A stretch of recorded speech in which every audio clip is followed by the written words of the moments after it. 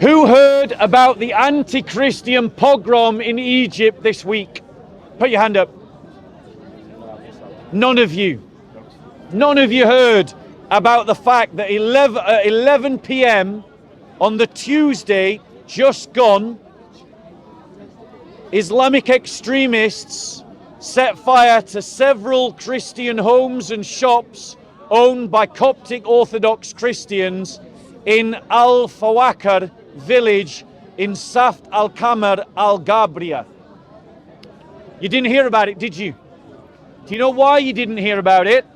Because you didn't make it a point to inform yourself about the persecuted church. You don't take the responsibility to educate yourself about the persecuted church. How many of you have heard about the fact that Muslims in Burma, Rohingya Muslims, are being persecuted by the Burmese state? Put your hand up if you heard about that. Oh, a number of you. How many of you heard about the fact that Muslims in India are being persecuted by Hindus in India? Put your hand up if you heard about that. Why the difference between hearing about the persecution of Christians and hearing about the persecution of Muslims? It's because the BBC and the mainstream media are your shepherds. They want you to focus in on one thing and ignore something else. They want you to learn about Muslims being persecuted because here in this country they want you to have a concern about Islamophobia. But how many of you have heard about Christophobia? Put your hand up if you heard it. How many of you heard about that from me? Yes. How many of you have spoken about Christophobia? Put your hand up. Good. I want to congratulate you. Well done.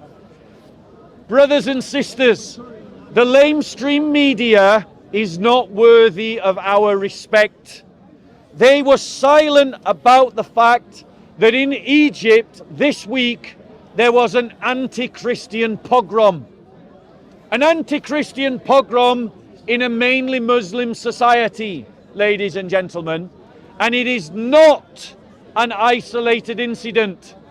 There has been an entire campaign of ethnic genocide and religious genocide in Nigeria and in Syria. Christians are suffering anti-Christian pogroms in Pakistan. Christians are suffering discrimination and persecution in Indonesia and in Malaysia, ladies and gentlemen. And the liberal media will not tell you about it, and they will not inform you about it. And all those virtue signaling hypocrites like Gary Lineker, name me another one of these virtue signaling hypocrites, celebrities, Piers Morgan, all of these virtue signaling hypocrites, they don't want to talk about Christophobia for one reason. Because if all of you understood just how much Christians are persecuted in the Muslim land, you might not want to see Islamization in the West. You might actually join up the dots and realize that the people who are obfuscating and justifying the persecution of Christians abroad might be the same people that persecute you in 20 years' time or in 30 years' time. The liberal elites don't want you to talk about it because they're all comfortable in their nice jobs, in their nice homes, and they don't want conflict. And they know that if they started talking about Christophobia and about the persecution of Christians in the Muslim world, that might mean that some of us start to stand up against the Islamists. And do you think that the Islamists are just going to back down? No. So what happens? We have a choice. We either take on the Islamists with whatever energy they come at us at, or we back down and let them win. The liberals can't stomach that fight. They don't want that fight. And so their attitude is to hide the fact that there were anti-Christian pogroms in Egypt this week, ladies and gentlemen. They hide it because if you knew about it, you might start to organize. You might unite as Christians and realize that our denominational differences are not actually important. You might train yourself in politics and in propaganda. You might organize yourselves into networks. You might mobilize, and we might start seeing Christian marches on the streets challenging the Islamist hate marches on a Saturday, or outside of the embassy of Saudi Arabia, who has many of our liberal elites in their pockets, and they don't want you to mobilize or to resist. I want to read from the Guardian article, ladies and gentlemen, written by Patrick Wintour in Addis Ababa, and he writes this: pervasive persecution of Christians, sometimes amounting to genocide, is ongoing in parts of the Middle East and has prompted an exodus in the past 2 decades, according to a report commissioned by the British Foreign Secretary Jeremy Hunt. Jeremy Hunt is a Christian who used political office to try and help the church. As Christians, we must recognize that the persecution of Christians abroad is not something that is happening to someone else. The apostles teach that we as Christians are a body of people, a body, the body of Christ. And when one part of that body suffers, all Christians suffer. So the battle of Nigerian Christians and Armenian Christians who are facing an attack by an Islamist government known in Azerbaijan is the battle of all Christians. And so as Christians, we must unite across denominational lines, across ethnic lines, across national borders. We must train ourselves in how to resist the persecution of our brethren, whether that's using politics or society or economics or culture or art. We must organize networks and movements and activities that lead to a resistance of the persecution of Christians, and we must resist. And that includes resisting the Islamists. It includes resisting the liberal progressives who seek to hide this problem. Brother, stop tapping, please. Thank you. I'm having a conversation. Ladies and gentlemen, it includes resisting communists. It includes resisting communists who are harassing and bullying Christians. Ladies and gentlemen, we cannot allow ourselves to be intimidated by anyone. We can't allow ourselves to be intimidated. We have to stand up for ourselves, because absolutely no one is standing up for the church. It is your responsibility, not someone else's, yours, to do something. If you can act with your hands, do so. If you can act with your feet, do so. If all you can do is act with your words, then speak. But one thing that you cannot do is be passive in the face of the persecution of the church. Any questions, ladies and gentlemen? A question. Yeah, go on. Who is your Lord? Jesus Christ. Jesus Christ. Who's yours? Who's yours? Your Lord is my best friend. Who's yours? My Lord. Who's your Lord? Bigger than your Lord. Who's your Lord? Who's your Lord? Double L. Okay. Any other questions, ladies and gentlemen? Go on. Where's the best place to get the news? Right. So where is the question? Where, ladies and gentlemen, Where is the best place to get information? Go and look, ladies and gentlemen, into Christian organizations that are supporting persecuted Christians. The Barnabas Fund, Christian Solidarity Worldwide, Voice of the Martyrs. There's countless groups supporting persecuted Christians, and they release information all the time, ladies and gentlemen. So, for instance, persecution.org of International Christian Concern is another one. And when you hear about it, speak about it.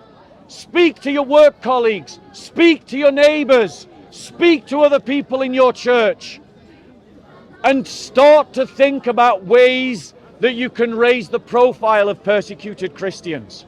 Because as you will see, the enemies of the church will want to obfuscate. They'll want to muddy the water. They'll want to distract and talk about something else. But we must have a laser-like focus about speaking about the persecuted church. Any other questions or comments, ladies and gentlemen? When people have networked like that, what do you think is the next best step to mobilisation? Once you've networked, ladies and gentlemen, you've got to get on the street. Why are we not seeing marches of Christians in the streets of London? About the persecution of Christians in Nigeria, about the dangers to Armenian Christians from Azerbaijan.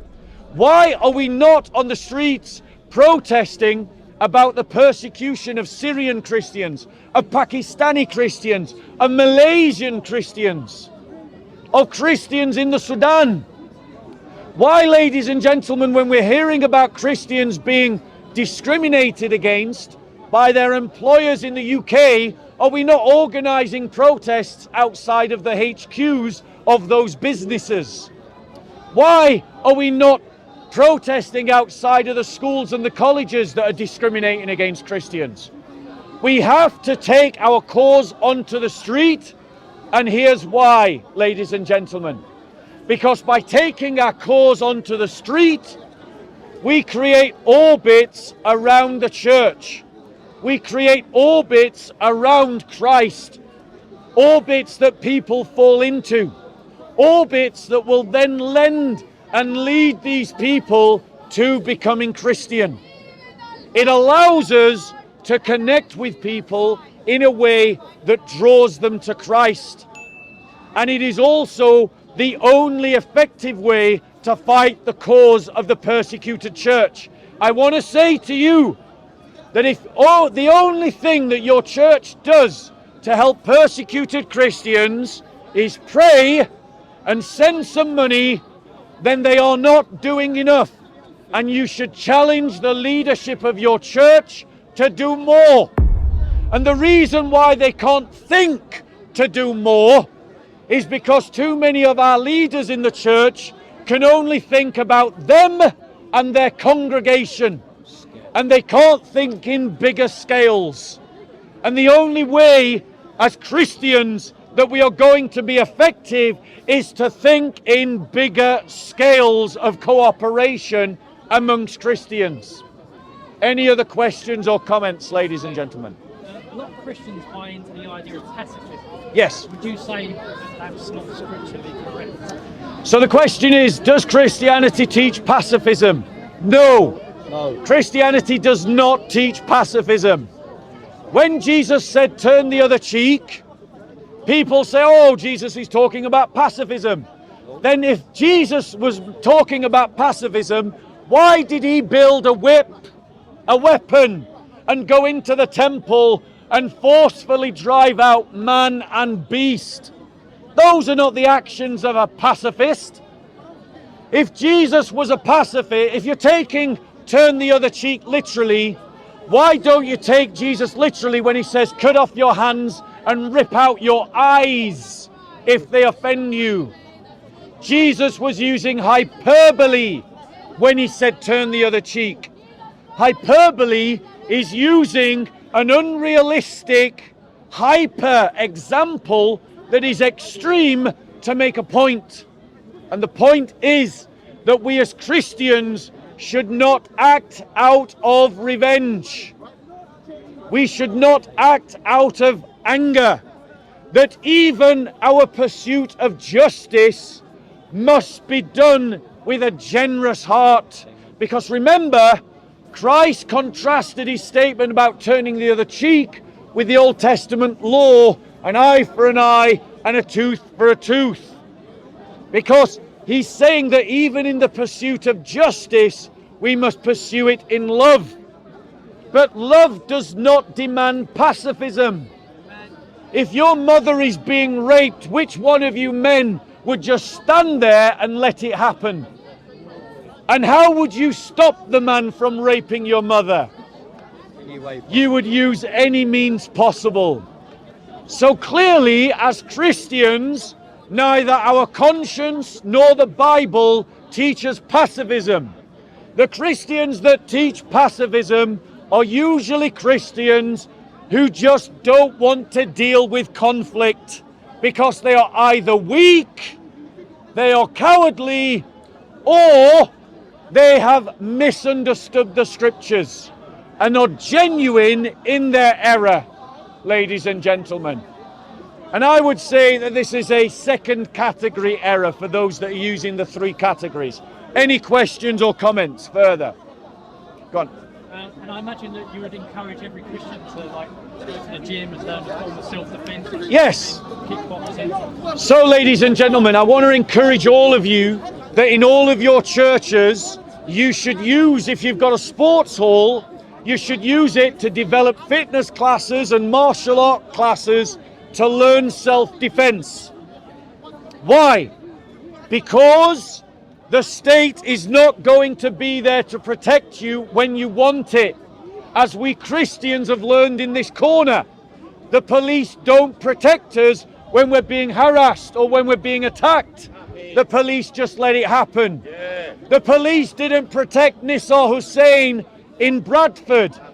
They don't protect you when you need them. They will not be there. So, Christian man, learn to protect yourself. Learn to protect your community. Learn to protect your family. And if you are a Christian who knows martial arts, or you're a Christian who's ex-army, then go and teach the men in your congregation about self-defense. And so that we as a community might be known as a people who can protect ourselves. And I want to end by saying, I'm not encouraging vigilantism. Work within the law, but you can defend yourself within the law, and you can organize to defend yourself within the law. Right. Any other questions or comments? Go on. So what do you think on Luke 21 about circumcision? Because the Romanian Muslims... If you want me to read that question, get the verse and we'll talk about it when you've got the verse. What does the verse say? And when 8 days were accomplished for the circumcision of the child, his name was called Jesus. So, ladies and gentlemen, the question is about Luke chapter 2, verse 21. Don't let the hecklers steal your attention. And when 8 days were accomplished for circumcising of the child, his name was called Jesus. And there are some people in this park that say, well, Jesus was circumcised, we are circumcised, so we're more like Jesus than you, because you Gentiles are not circumcised. Let me ask you a question. Who here is a Jewish believer in Jesus? No one. I'm a Hebrew roots Christian. Right, what? Hebrew roots Christian. Are you a Jewish, is what I'm asking? No, not Jewish. Right, so that's the question I was asking, bro. So, ladies and gentlemen, let's be clear. Yeah. Circumcision was not given to the Gentiles. It was given to the Jews.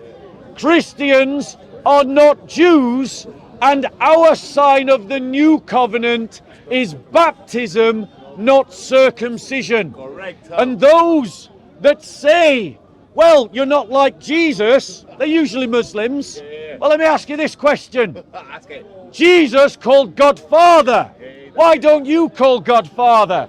Jesus prayed standing up. Why don't you pray standing up? Jesus went to Jerusalem on pilgrimage. Why don't you go to Jerusalem on pilgrimage? Jesus didn't eat camel meat because it's not kosher. Why, as a Muslim, can you eat camel meat?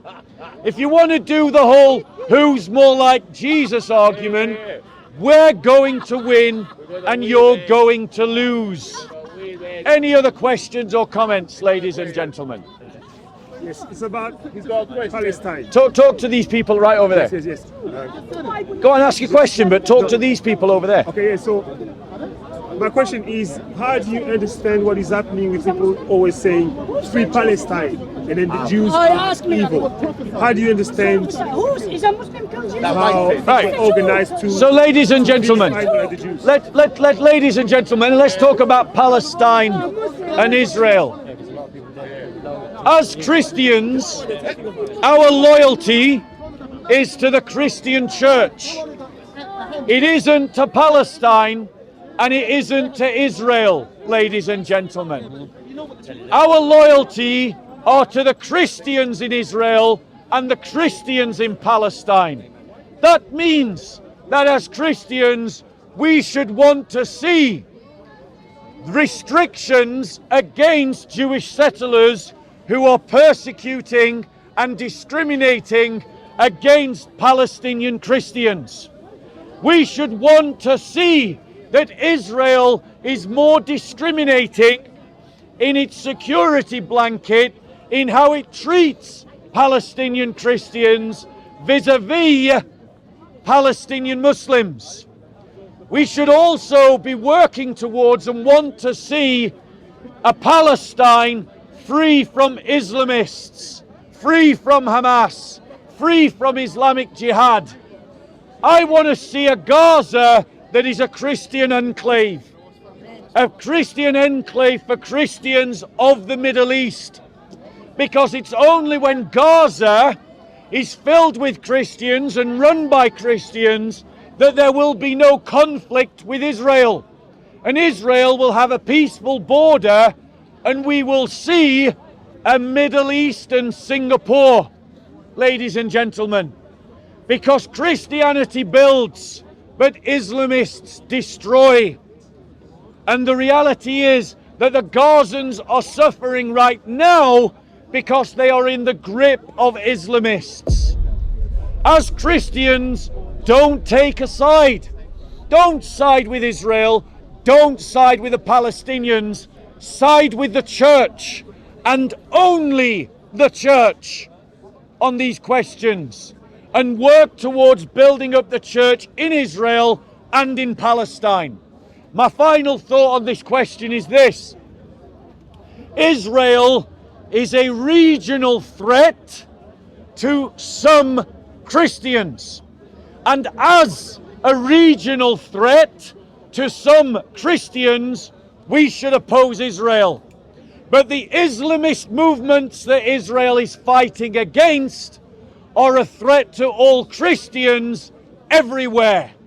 And so it is more important for us to see the destruction of Hamas than it is to see Israel brought to task. Because the Islamists will move on to the Christians when they've finished with Israel, and we all know it. Any other questions or comments, ladies and gentlemen? I don't drink coffee, but thank you. I am a tea drinker, but thank you very much. That's very kind. Any other questions, or am I finishing? Going once? Going twice? Then in that case, ladies and gentlemen, I'm going to go and grab a coffee. Anybody who wants to join me, you're more than welcome. Just follow me and we'll go grab a coffee together. God bless.